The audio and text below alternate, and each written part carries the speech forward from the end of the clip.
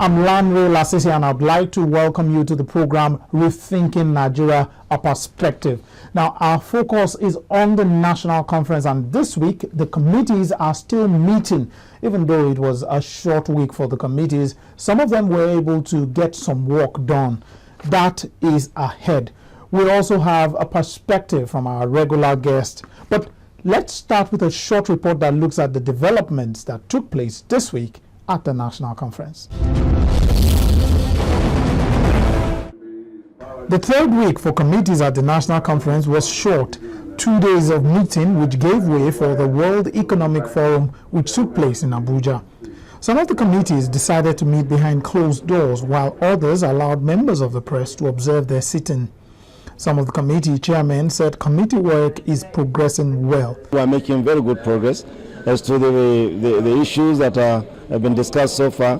They include matters of good governance, matters of the immunity clause, which we recommend should be expunged from the Constitution so that there will be accountability, that there will be rule of law, there should be obedience, there should not be any recklessness by those who are in government. As we speak, the federal government has implemented either a white paper report that has merged NCA, NAMA and NIMET, and that is, to our committee, we've taken a resolution that must be stopped immediately.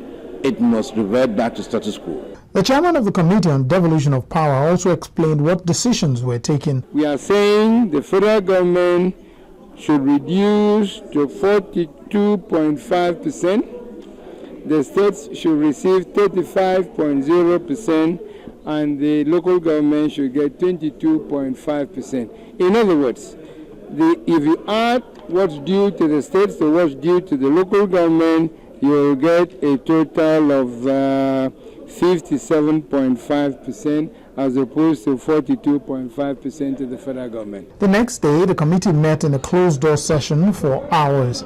Afterward, the co-chairman of the committee spoke on the committee's decision, which centered on resource control. They all focus on whether dichotomy should be reintroduced, what should be the percentage on derivation, and what's the other one, co-chairman? Essentially that. Ownership of the resources. And ownership of the resources and those sort of things. But we're getting everybody's opinion on it. So by the time we finish, we'll be able to come to conclusions that will give them. One of the chairmen spoke on the duration of the conference and when the conference could end. According to the program of the conference secretary, that everything will end by the 31st of July, I suppose. And I believe this can end by the 31st of July. And in my opinion, it can end before then. Meanwhile, news of the death of a delegate, Dr. Mohammed Jumere from Kaduna State, was released by the conference secretariat. Dr. Jumere, who came to the conference as an elder statesman, died in the early hours of Monday in Abuja and was buried that same day in Zaria. This is the second delegate to have died in the course of the conference. Now, time for our guest. He's a delegate at the National Conference and also the president and founder of ANAP Foundation, a non-profit organization committed to promoting good governance. His name is Atedo Peterside. I'd like to start this week with understanding how the committee work has been going. It's been a short week. I think just 2 days you had this week. But how was it? It was very short, but the impression I got was that those committees that met tried to make the best of it, and they're reporting progress more and more. Okay. So it looks as if the more people dialogue and the more they brainstorm, the more they're able to find consensus. Okay, now would you say a lot are closer to finishing among your? The impression I get is that there's still quite a few who are not up to date in terms of the original timetable, so that it sounds as though some committees need a bit more time. Okay. So they're the ones still meeting? Yeah, they're the ones responsible for the extension, if there's any extension. All right. Now like we said, 2 days. The committee is just met for 2 days. Now, one of the highlights of the Committee on Devolution had to do with saying that reached a decision on reversing the revenue sharing formula for the country, and they're thinking of removing 10% from what used to accrue to the federal government. They want to share it between the state government and the local government. I'd like to understand what your take on that recommendation. I think you can only discuss those things within the context of what additional sort of responsibilities and duties will be passed over to the states and LGAs, because there's no use leaving federal government with phenomenal tasks and then taking money away from them. So if you're taking money away, you should also be transferring some activities from federal to the states or LGAs. So that's why I think that we need the full details to have a proper discussion on the issue of how much is moving and so on. As you can tell, for instance, it looks like we have a growing bill on defense expenditure, security, and so on. Yes. So it's no use leaving all of that to the federal government and then you're transferring the money somewhere else, because the last thing we want is to leave the federal government unable to protect us. Okay. So you would have wanted, no, what I'm saying is that you need a full discussion. Okay. If you're taking money across to one side, what other activities and functions are going along with that? So we need that complete discussion. It's not the kind of thing we can discuss in piecemeal. There's nothing wrong with the number of 10%, or likewise, there is nothing right about it until you know the implications of the 10%. Now, for me, I'm really interested in this. At one hand, we're hearing that discussions are going on whether or not to even have local governments that stand as a tier of government. And then on one hand, another committee is talking about whether we should give some more money to local government. I've heard some of my colleagues at the confab argue that as far as they're concerned, local governments should be a state matter. Let each state decide how many local governments they want to create. Yeah. If one state wants 200 LGAs, so be it. If another one wants only 5, so be it. Part of the problem is that, again, there were perverse incentives. People came up with a formula for sharing revenue amongst local government, and a slice of that revenue was based on the quality of local governments, which meant that every local government, let's say, got 10 million. In which case, there was a scramble by those who had political power to award their own state or region with the most LGAs. Because if you can show you have 44 LGAs or 40 LGAs, then you get 10 million times 44.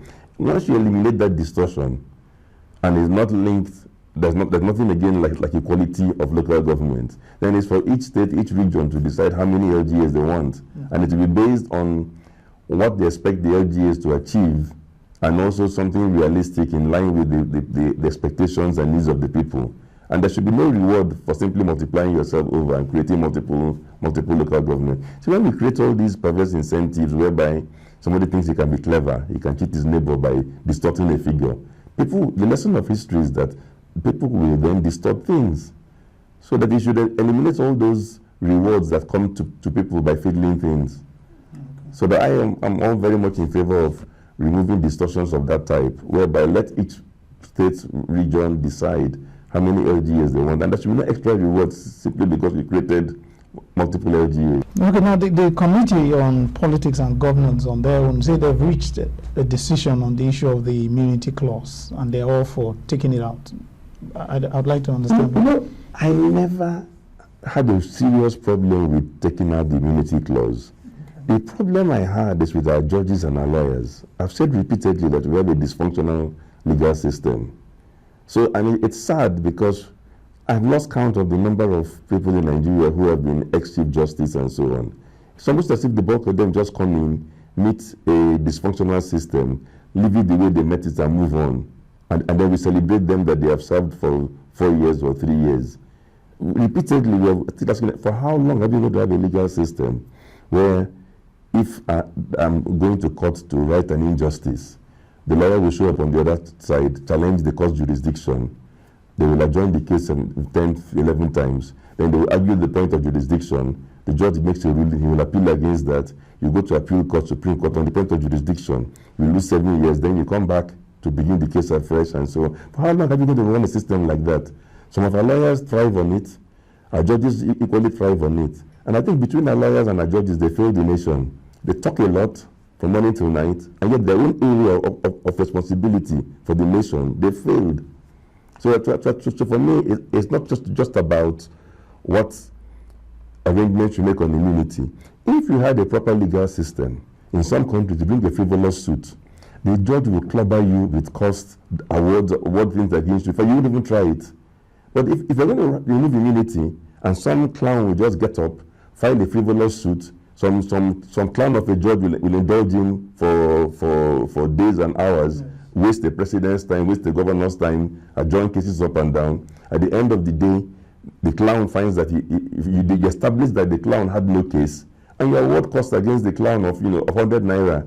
It's a joke.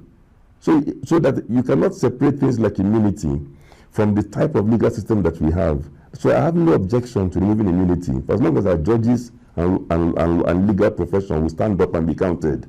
Because it will be sad if you remove immunity and all the officers who are elected, governors and president and vice president and deputy governors, are all bogged down in court from morning to night. Because our legal system is dysfunctional. And it's disgraceful. It's a challenge to the current Chief Justice and future ones to sort this thing out.